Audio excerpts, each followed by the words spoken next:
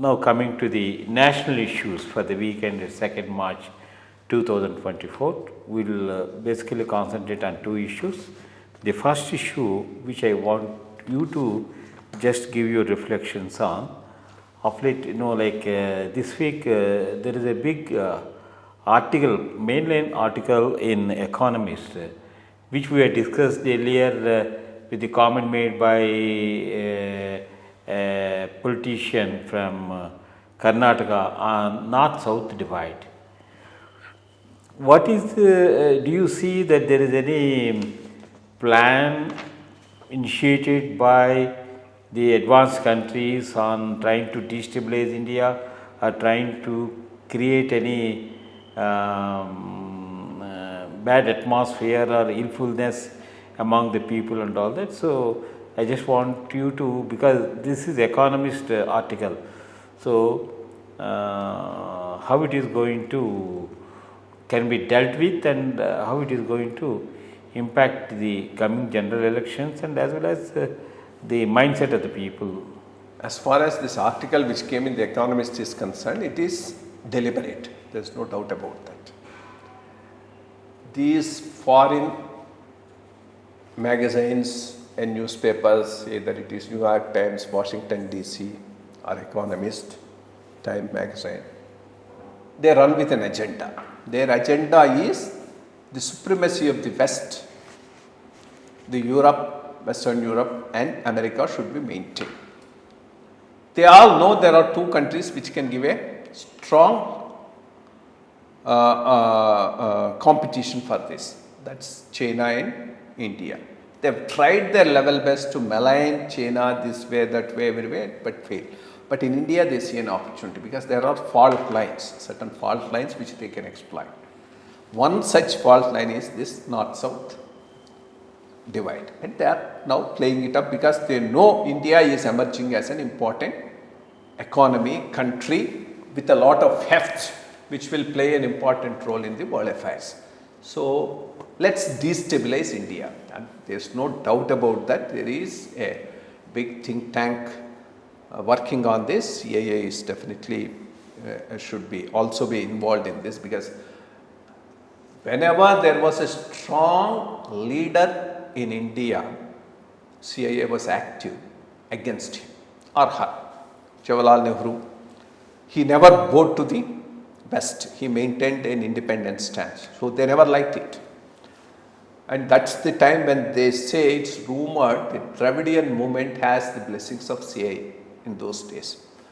Then Mrs. Gandhi, she was another very strong leader and she aligned herself with Russia, not with America. And those were the days when people like Allende and others were just bumped off by CCLA, and I believe Fidel Castro or somebody seems to have warned Mrs. Gandhi, you are next on the list. It didn't happen, that's a different thing.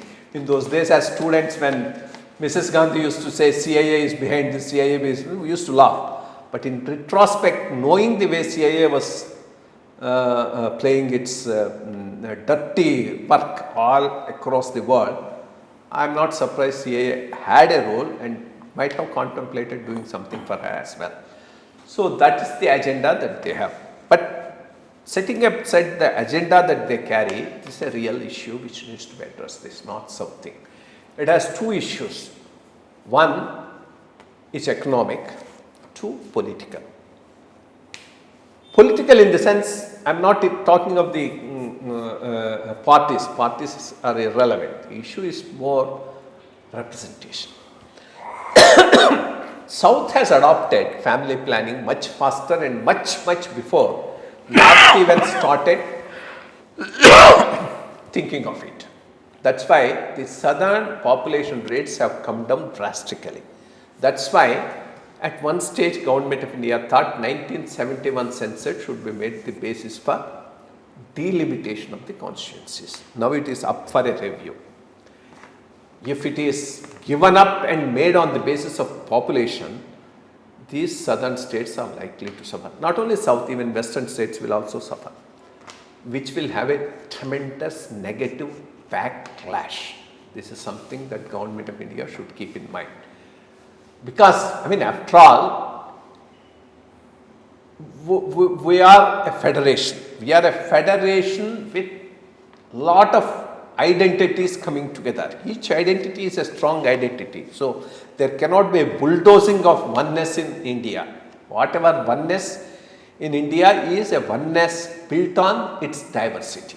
So this is something that the government of India should keep in mind and work on that, and it would be unwise to change this proportion now. In fact, what they should do is keep it like that. Start working on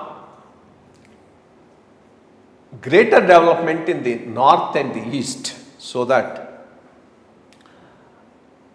development takes place and at the same time population also gets controlled. It has to be done two ways. One, birth control. Second, illegal immigration. That's another major problem for population explosion in some of the states, especially West Bengal, Assam, especially eastern states.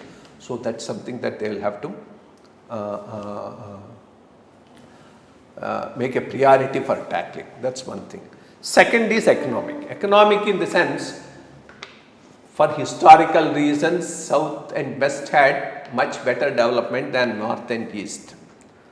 So as long as population and level of development are major indicators for allocation of divisive pool of resources of the central government, which is done by the Finance Commission, the north and the east will get major chunk of the resources. But how long can this go? I mean, this pleading that we are undeveloped, large population, so we need to have more funds, cannot go on forever. So at some stage, at least the 16th Finance Commission can start with it.